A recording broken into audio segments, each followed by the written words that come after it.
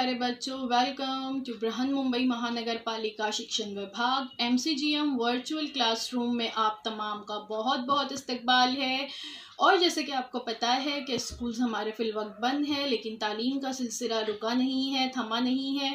और जो है हम आपके सामने रोज़ बरोज़ जो है नए नए लेक्चर्स के साथ जो है हाजिर होते हैं। तो वैसे ही आज का हमारा एक नया इंटरेस्टिंग सेशन लेकर हम आए हैं आपके साथ, और मैं हूँ आपकी मौलमा शेख ज़रीन सबा। तो चलिए शुरुआत करते हैं हमारे आज के सेशन की। और आज हम देख रहे हैं आपका नया टॉपिक, आपका नया सबक है फ़ायदेमंद और नुकसानदा खुर्दबीनी जानदार यूज़फुल एंड हार्मफुल माइक्रोब्स। जमात नहुम के लिए, स्टैंडर्ड 8 के लिए है ये मज़मून है हमारा साइंस। और मैं हूँ आपकी मौलमा Zareen Saba from MCGM virtual classroom Mumbai. तो बच्चों, हमने आज ये नया चैप्टर यहाँ पे शुरू किया। बहुत इंटरेस्टिंग चैप्टर है ये। हम इस चैप्टर में खुर्दबीनी जानदार, जिसे माइक्रो ऑर्गेनिजम्स या माइक्रोब्स कहते हैं, इनके बारे में जो है बहुत सारी इंटरेस्टिंग मालूमात हासिल करेंगे। और मैं हूँ आपकी मौलमा ज़रीन सबा। जैसे कि आपको पता है कि स्कूल बंद होने के बावजूद भी तालीम का सिलसिला जारी व सारी रहे, इसलिए हर दिन एक नए वीडियो के साथ हम आपके सामने हाजिर होते हैं। तो सबसे पहले देखते हैं कि खुर्दबीनी जानदार से क्या मुराद है। खुर्दबीनी जानदार हम किसे कहेंगे? तो बच्चों, इसके बारे में आप पिछली जमात में मालूमात हासिल कर चुके हैं। एक थोड़ा सा रिवीजन ले लेते हैं और आगे बढ़ते हैं। तो ये बतौर इयादा आपको किताब में पहला सवाल किया गया है कि खुर्दबीनी जानदार क्या होते हैं, माइक्रोब्स क्या होते हैं। तो डेफिनेशन क्या है कि organisms that are too small to be seen with the naked eye. ऐसे ऑर्गेनिजम्स, ऐसे जानदार जो इंतहाई छोटे, इतने बारीक होते हैं कि हम उसको अपनी आँखों से डायरेक्टली नहीं देख सकते। हमें इसको देखने के लिए किसी आले की ज़रूरत होती है।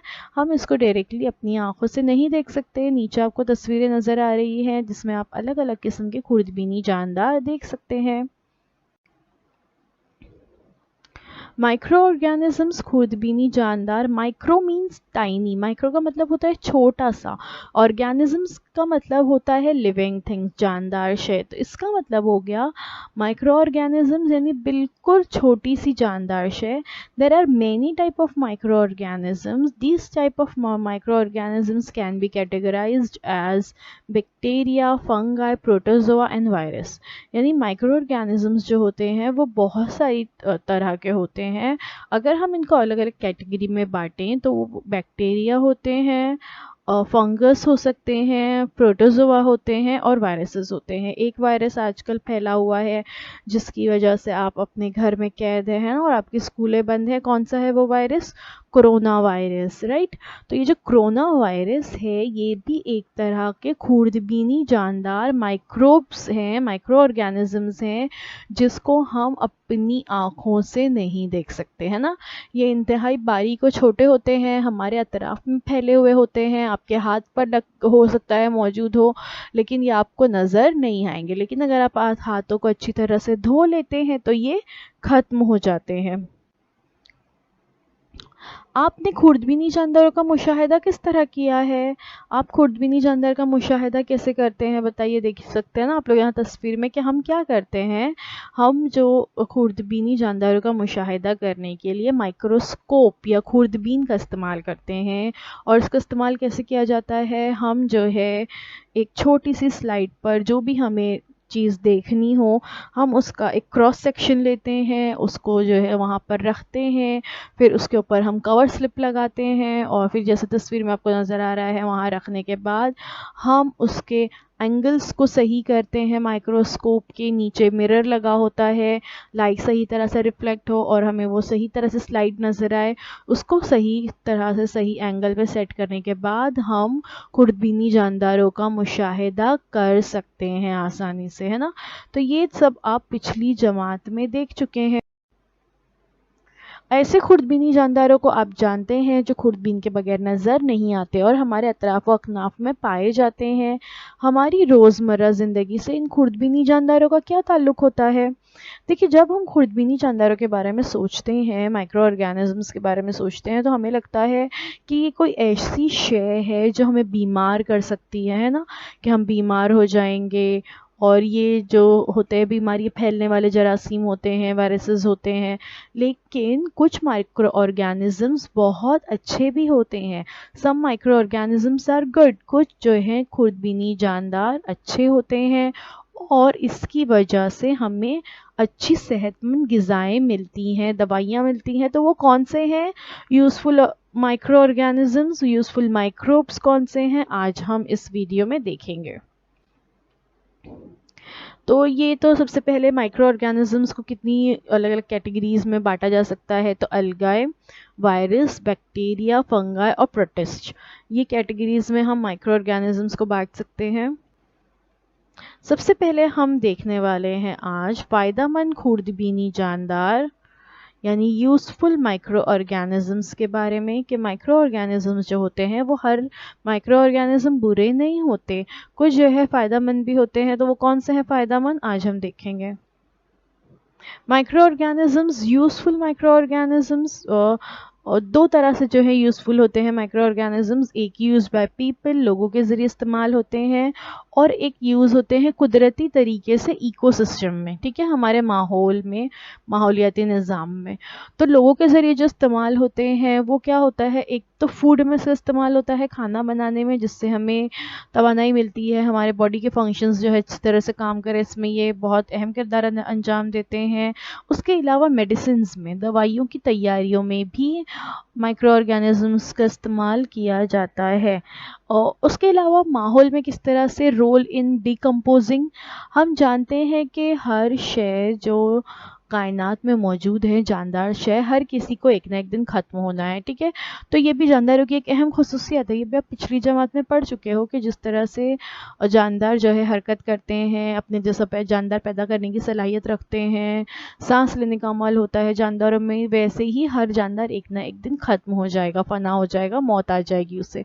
तो उसके बाद, उस जानदार के ख़त्म होने के बाद, उसके जो जिस्म के मादे बाकी हो जाते, बच जाते हैं, उसको डीकम्पोज करने में भी माइक्रो ऑर्गेनिज़म बहुत अहम किरदार अंजाम देते हैं। इसके अलावा रिसाइकल न्यूट्रिएंट्स, अब ये जो माइक्रो ऑर्गेनिज़म डीकम्पोज करते हैं जानदारों के जिस्म को, उनकी बॉडीज़ को, तो इस तरह से वो जो न्यूट्रिएंट्स को रिसाइकल करते हैं और फिर इसका इस्तेमाल नबातात जो है अपनी ग़िज़ा बनाने में करते हैं। क्योंकि हम जानते हैं कि ये डीकम्पोज होने के बाद ये तमाम चीज़ें कहाँ, मिट्टी का हिस्सा हो जाएगी और फिर इसी मिट्टी से एक नया पौधा निकलेगा।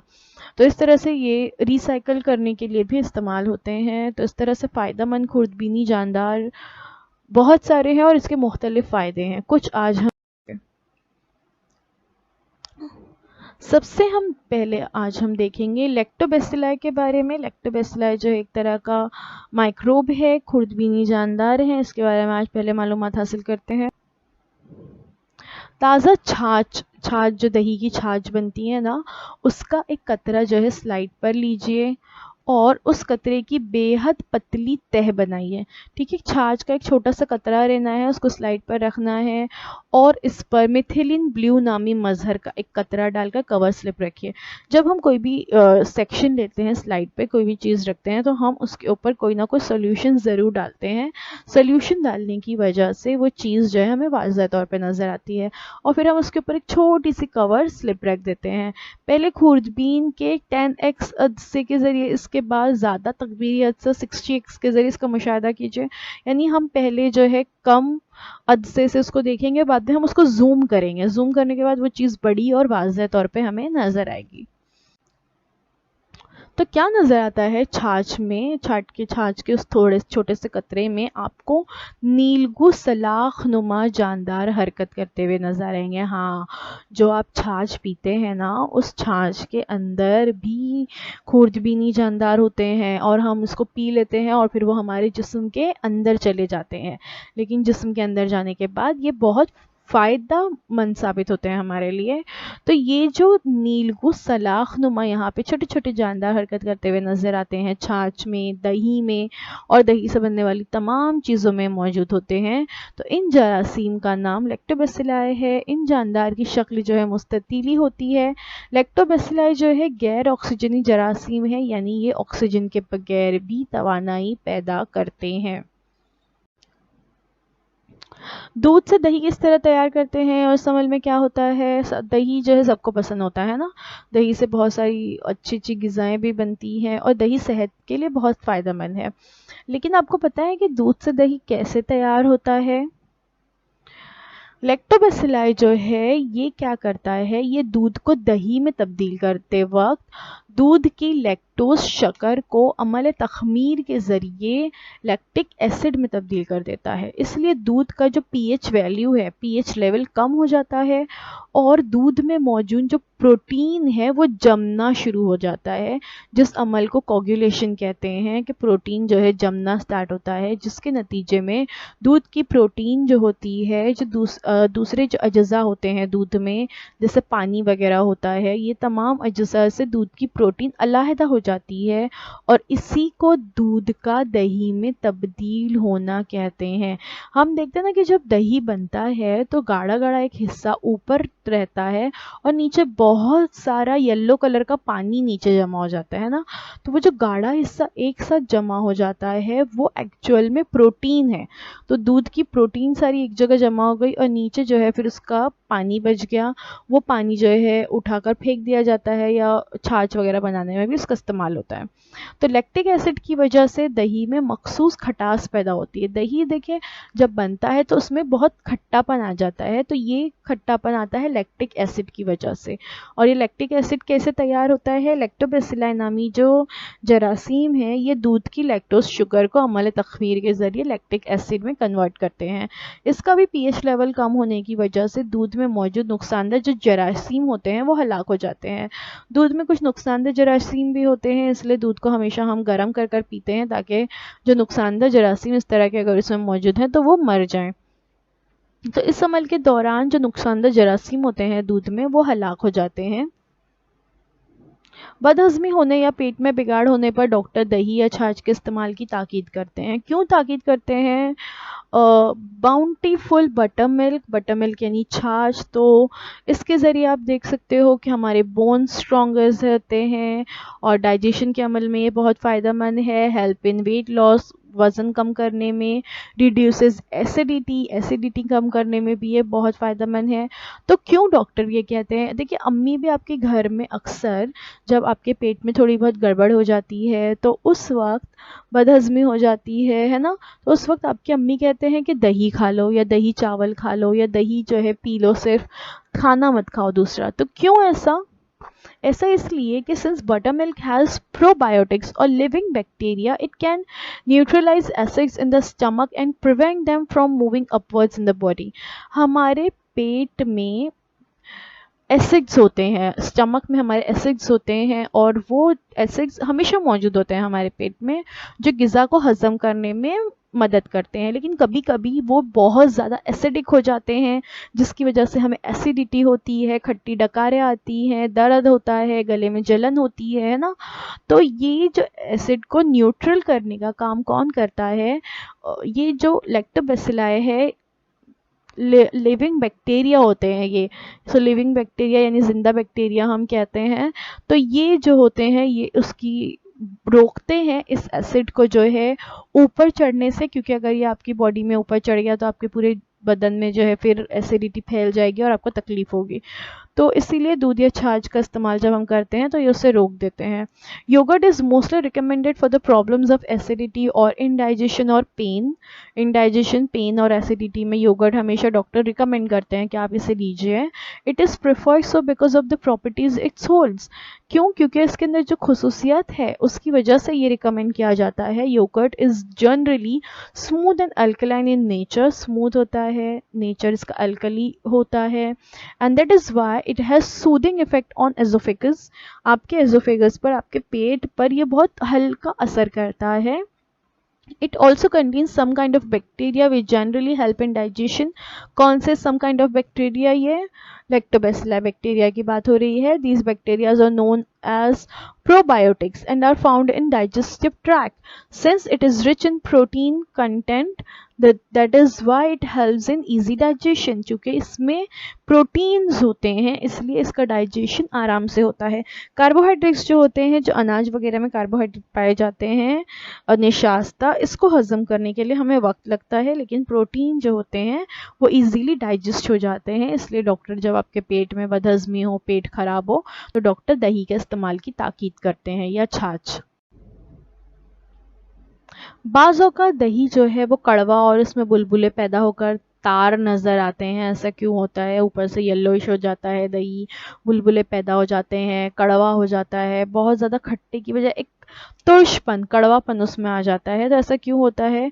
Curd can taste bitter sometimes if the fermentation is in excess then the required amount से ज़्यादा अगर फर्मेंटेशन होता है तो फिर वो कड़वा हो जाता है. During the fermentation process the lactose present in the milk is converted to lactic acid under ambient environmental condition. तो ये जो lactic acid में convert होते हैं ये ज़्यादा हो जाता है convert, जिसकी वजह से कड़वापन आ जाता है. After the certain level it will be kept in refrigerator and leave it for 1 day and under favorable condition it undergoes wild fermentation and causes the sour taste and slightly bitter. अगर हम इसको अच्छा रखना चाहते हैं तो हमें इसको उठाकर फ्रिज में रख देना चाहिए ताकि फर्मेंटेशन का जो प्रोसेस है वो आगे ना हो. अगर हम दही को फ्रिज में रखने की बजाय बाहर ही छोड़ देते हैं तो वो कड़वा हो जाता है और उसमें बुलबुले नज़र आने लगते हैं. दूध की तखमीर के ज़रिए घर में कौन कौन सी चीज़ें बनाई जाती हैं? तो दूध को फर्मेंट करके या दूध की तखमीर के ज़रिए बहुत सारी चीज़ें बनती है, जैसे योगर्ट है, दही है, केफिर है. केफिर भी जो है दही की तरह की एक चीज़ होती है. क्यूमिस है, बल्गेरियन सोर मिल्क और acidophilus milk, cultured butter milk यानी छाछ अभी हमने देखे, कल्चर्ड सोर क्रीम, लेबिन, टैट और स्कायर और चीज़. बहुत सारी तरह के अलग अलग चीज़ जो है आप लोग खाते हैं, बच्चों को बहुत पसंद होते हैं ना, तो ये भी दूध की तखमीर के ज़रिए बनाए जाते हैं फर्मेंटेशन के प्रोसेस से. क्या आप जानते हैं आजकल पसंद किया जाने वाला जो प्रोबायोटिक दही है और दूसरी खुर्दीनी अशिया यानी हकीकत में क्या? देखिए अक्सर हम जब जाते हैं बाहर तो हम देखते हैं कि ये प्रोबायोटिक प्रोडक्ट्स आजकल बहुत मिल रहे होते हैं. प्रोबायोटिक दही है, प्रोबायोटिक योगर्ट, प्रोबायोटिक मिल्क होता है. देखिए केफिर यहाँ पे तस्वीर में आप देख सकते हो, प्रोबायोटिक केफिर होता है. इसके अलावा और भी बहुत सारे प्रोबायोटिक चीज़ें मिलती है, बार्स मिलते हैं. याकुल्ट आपने देखे होंगे, बॉटल यहाँ पे नज़र आ रही है. याकुल्ट आजकल बहुत लोग पीते हैं, तो ये भी प्रोबायोटिक होता है. तो ये होता क्या है? ऐसी ग़िज़ा में लैक्टोबैसिलाई जैसे जो फ़ायदेमंद खुर्दबीनी जानदार है वो इस्तेमाल किए जाते हैं. और इन अशिया की जिस्मानी सेहत के लिए अफादियत की वजह यह है कि ये खुर्दबीनी जानदार जो है ग़िज़ा के ज़रिए क्लस्ट्रिडियम जैसे मुज़ीर जरासीम को हलाक कर देते हैं और हमारी क़ुव्वत मुदाफ़अत में इजाफ़ा करते हैं. तो ये सारे जो प्रोबायोटिक प्रोडक्ट्स होते हैं इसकी तैयारी में लैक्टोबैसिलाई का इस्तेमाल होता है.